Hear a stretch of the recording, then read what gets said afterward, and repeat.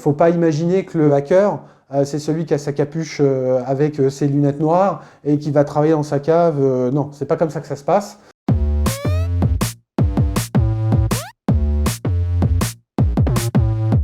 Donc Laurent Gonsalves, moi j'ai 47 ans, je suis ingénieur de formation. J'ai fait mes études en alternance, spécialisé dans les réseaux informatiques, les télécoms et la cybersécurité. Voilà, ça fait 25 ans que je travaille autour de ce domaine-là.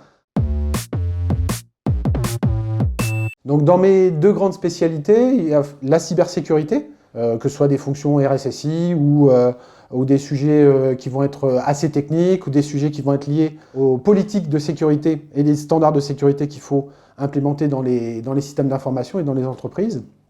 Ça, c'est le premier volet. Et le deuxième volet, c'est autour des opérations au sens large, c'est-à-dire la gestion de ce qu'on appelle le run, le support, des processus autour de ça. On va parler des standards ITIL, des fonctions de support, support utilisateur, support client. Voilà, c'est la deuxième grande spécialité qui a fait mon parcours jusqu'à présent. Alors, pour se tourner vers l'IT, oui, disons que j'ai un principal conseil aujourd'hui, lié aussi au marché, au constat du marché actuellement, c'est qu'il faut choisir sa voie. Il faut savoir faire le choix par rapport à ses affinités, voilà, là où on se sent le plus confortable. Aujourd'hui, quand on devient spécialiste dans un domaine très précis, on n'a aucun problème à trouver du travail, au contraire. On manque de tout un tas de spécialistes aujourd'hui sur le marché, donc spécialisez-vous, ça c'est très important. Voilà mes conseils. Disons que c'est un petit peu différent dans le sens où faut pas imaginer que le hacker, c'est celui qui a sa capuche avec ses lunettes noires et qui va travailler dans sa cave.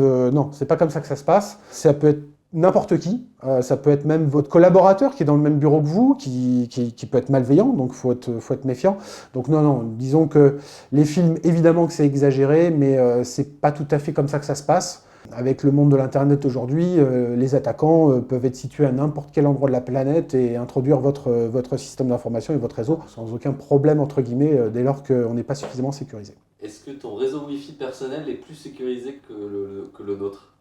Alors, je dirais que oui.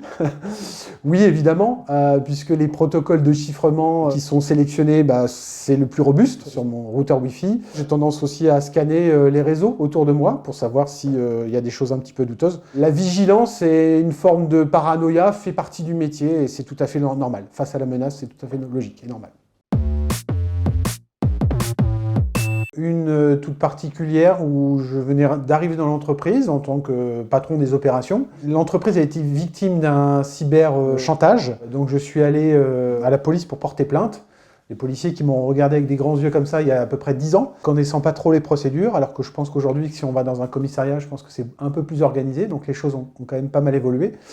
Et ça a été un branle-bas de combat en 48 heures pour faire face à cette menace. Si on ne versait pas une certaine somme d'argent en crypto-monnaie, on se faisait directement attaquer, donc ce qui fut le cas, et on a réussi à contrer l'attaque grâce à la puissance de certains partenaires.